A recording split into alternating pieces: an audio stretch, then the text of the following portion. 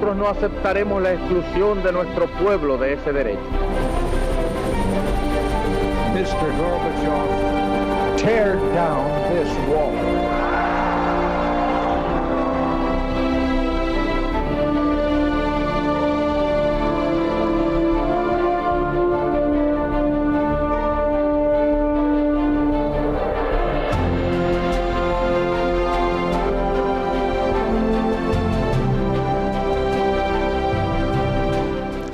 Muy buenas noches, señoras, caballeros, bienvenidos a Tiempos Modernos. Hoy decimos fundamentalismo islámico y todo el mundo sabe de lo que estamos hablando, pero la primera vez en época contemporánea cogió a todo el mundo occidental, al menos por sorpresa. Aquella primera vez fue la revolución islamista de Jomeini en Irán, ¿se acuerda? Fue así. La primera gran revolución islámica del mundo contemporáneo fue la de Irán, en 1979, que llevó al poder al imán Jomeini. Irán no es un país árabe, sino persa, y su islam no es el suní mayoritario, sino el chií, pero no por ello iba a dejar de jugar un papel determinante en la resurrección del islamismo desde finales del siglo XX. Irán era por entonces un país inmerso en un rápido proceso de occidentalización. Aupado en sus reservas petroleras y con el apoyo norteamericano y británico, su rey, el Shah Mohammad Reza Pahlaví, aplicaba una política modernizadora de secularización social y desarrollo económico, todo ello en un contexto político fuertemente represivo. La oposición izquierdista había sido violentamente desmantelada, pero mucho más difícil le resultó al Shah afrontar el desafío de la oposición religiosa, muy fuerte en las áreas rurales y vertebrada sobre los ulemas, a los cuales el Shah había expropiado un tercio de sus tierras. Los religiosos denunciaban la occidentalización de las costumbres, la relajación de la moral, el entreguismo al extranjero, etc. Entre todas esas voces, una destacó de manera particular, la del ayatolá Jomeini. Tanto destacó que en 1964 tuvo que tomar el camino del exilio. Jomeini recaló primero en Irak y después en París, desde donde siguió criticando al Shah, denunciando la corrupción del régimen y llamando a una revolución que devolviera al país su identidad islámica. Los medios de comunicación occidentales pusieron en él su foco.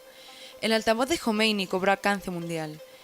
La chispa terminó prendiendo en Qom, al sur de Irán, ciudad santa chií.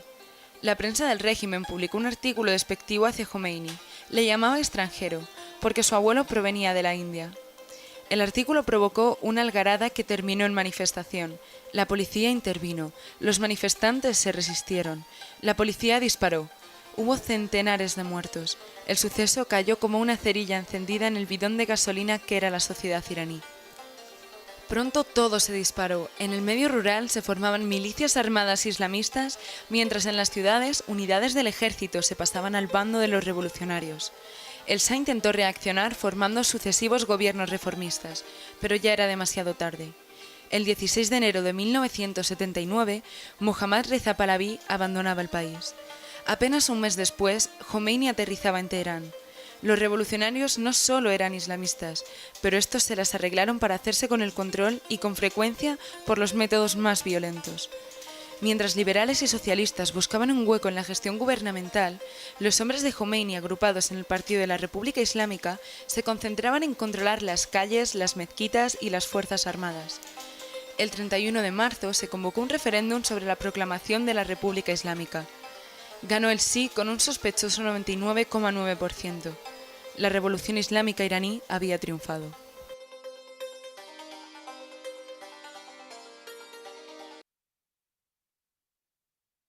Así comenzó todo. Nico Roa, muy buenas noches. Muy buenas noches, José Javier. Bueno, y realmente cambió el mundo, aunque en aquel momento muy poca gente se dio cuenta de que lo que estaba cambiando era muchísimo más que el poder en un país concreto. Indudablemente la revolución de Irán fue un terremoto y proyecta sus temblores todavía son perceptibles. El mundo ha cambiado. Esa fue una revolución auténticamente novedosa y es de señalar que nadie la supo advertir. Es decir, nadie se dio cuenta de lo que venía. Y estamos hablando de un país, Irán, que tenía cerca de 50.000 asesores norteamericanos, incluidos personal de la CIA. Ellos estaban con las antenas puestas desde Irán observando la Unión Soviética. Claro. Pues nadie pudo advertir el sentido peculiar y novedoso de la revolución de Jomeini. Esto es lo más interesante, efectivamente. Después de la descolonización, bueno, nunca fue realmente descolonización, después de, ¿cómo decir?, la retirada de los intereses comerciales petroleros británicos, sí, es más preciso decirlo así, los Estados Unidos y los ingleses se ponen a pachas a controlar aquello y en lo que están pensando es que no vengan los rusos y nos lo quiten. Sí. Pero lo que estaba pasando debajo en el subsuelo era otra cosa. En efecto. De hecho, los norteamericanos, cuando ocurre el golpe de Mossadegh, ya sustituyen a los ingleses. Los ingleses se retiran y ya son los americanos los que toman el control de ese país, que es crucial por su situación estratégica, sus recursos naturales, etcétera, ¿no? Pero el tema es que... Estamos hablando de los años 50, si no recuerdo mal, que es cuando más se plantea la cuestión de nacionalizar el petróleo para el gobierno iraní. En 1953 se produce, en efecto, el golpe de Mossadegh. Entonces, el Shah entra en una deriva, el Shah es el rey de Persia, entra en una deriva modernizadora de su país que no todo el mundo comprende. Él quiere imitar un poco a Ataturk en Turquía, pero esto en Irán no se entiende correctamente. El Shah está cobrando ingentes cantidades de dinero por el petróleo, pero todo lo revierte en el más moderno ejército que hay en la región. Pensemos que es el único país que tiene F-14s y unas fragatas tipo Spruance que ni siquiera los americanos sabían muy bien cómo manejar. Entonces, luego, por otra parte, el Shah hace unos gastos, unos dispendios, como por ejemplo fue, como os he visto en el vídeo, los fastos de Persépolis en el 2500 año aniversario de la continuidad monárquica, y esto el pueblo lo entiende mal porque no revierte a él todo el enorme dineral que está suponiendo las inversiones del petróleo. Esto lo canalizan los ulemas. Y, en efecto, es Jomeini en el exilio desde la ciudad santa de Nayaf, tercera ciudad santa del chiismo, el que se erige en voz crítica. Hay que decir que en el Islam chií los clérigos, como se les llama habitualmente, sí que son más tales que en el Islam suní, porque hay un cuerpo entero de gente dedicada a interpretar los signos del retorno del imán, ¿verdad? Y son los ayatolás, joyatol islam, etcétera, que conocemos.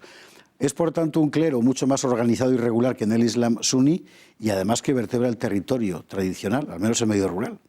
Sí, no, indudablemente una de las diferencias que existen entre el sunismo y el chiismo es precisamente esta que apuntas correctamente. En el chiismo hay un clero y hay una jerarquía, y hay una obediencia, y digamos que el líder supremo, ahora mismo, Jamenei, anteriormente Jomeini, digamos que él dimana una sabiduría y es una fuente de emulación. Se le llama así, fuente de emulación, ¿no? Entonces, hay la ciudad santa de Qom, es donde están los centros, las escuelas coránicas, y donde se forma una élite de personas conocedoras de la teología y que indican al pueblo cuál es el camino a seguir en el proceloso decurso de la llegada última del Mahdi, que está oculto, la gran ocultación.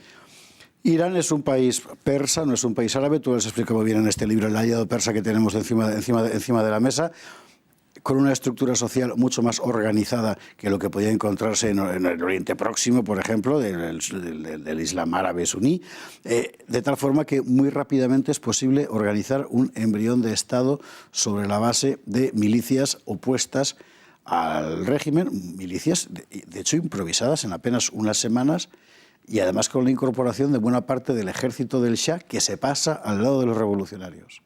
Claro, la represión, o sea, el Shah se basa en los americanos y se basa en un cuerpo que tiene la odiosa Savak, que es un cuerpo de inteligencia, agentes especiales, etcétera, que organiza una represión sin precedentes en el pueblo. Hay matanzas indiscriminadas en prácticamente todas las ciudades en el último año de la vida del reinado de Reza Pahlaví.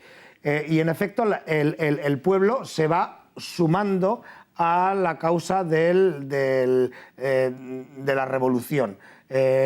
digamos que de alguna manera la represión es tan odiosa que implica que las Fuerzas Armadas se organicen y se pongan del lado de los clérigos, en este caso de Jomeini. Lo que es interesante es que en esa revolución, en principio, no hay solo musulmanes fundamentalistas, sino que hay socialistas, liberales, la gente de Bani Sadr, etcétera, que duran 2 telediarios. O sea, se los come la ola de la revolución que ellos mismos han capitaneado y se los comen los ayatolás. Sí, el Shah deja en su lugar a un hombre un poco de paja que se llamaba Sapur Bakhtiar, pero este hombre no dura nada. O sea, la llegada el 1 de febrero de 1979 de Jomeini a Teherán marca directamente que todo el sentido moderado que se pudiera haber pensado, también estaba el muy influyente partido Tudeh, que era el Partido Comunista, el partido de los Mujahidines, etcétera. Todo esto cambia porque el pueblo quiere reconocer al líder espiritual, que no es ni un noble de la corte del rey, no es ningún general, no es ningún político moderado, es una persona de carisma religioso. Y esto entronca mucho con el sentido chiita de la venida del Mahdi, del martirio, etc. Este es el sentido correcto de la revolución iraní que nadie supo ver, que para mí es verdaderamente lo sorprendente. Ni el Mossad, ni la KGB, ni la CIA, nadie supo advertir que esta era una revolución completamente identitaria, vamos a llamarla, y nueva. Es que era una revolución efectivamente de identidad cultural sobre la base de una comunidad religiosa, efectivamente, sí. Y fue la más importante de este asunto.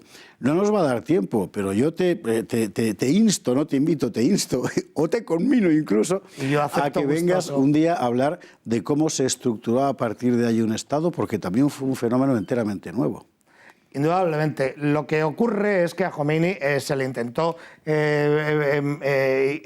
a Irán embarrancar, primero por medio de la involución y finalmente por la guerra. Con la guerra con Irak. Con la guerra. Por primera y única vez, las dos potencias enemigas de la Guerra Fría se pusieron de acuerdo frente a un único enemigo, que fue el Irán de Jomeini. Y el Irán de Jomeini terminó ganando, puesto que no perdió aquella guerra con Irak, que duró un montón de años y de la que aquí hablaremos largo y tendido, porque fue en muy buena medida la fuente de tantas y tantas cosas que han pasado hoy. Antes de despedir a Nico Roa, su libro, El aliado persa, vale la pena porque ofrece un montón de informaciones sobre cosas que normalmente son desconocidas. Nico, muchísimas gracias a ti, y tenemos pendientes esas otras 2 cosas. ¿Cómo se monta un Estado islámico la primera vez? 2, la guerra Irán-Irak. Gracias. Pues a tu disposición. Y a ustedes, como siempre, muchas gracias y hasta un próximo programa de Tiempos Modernos.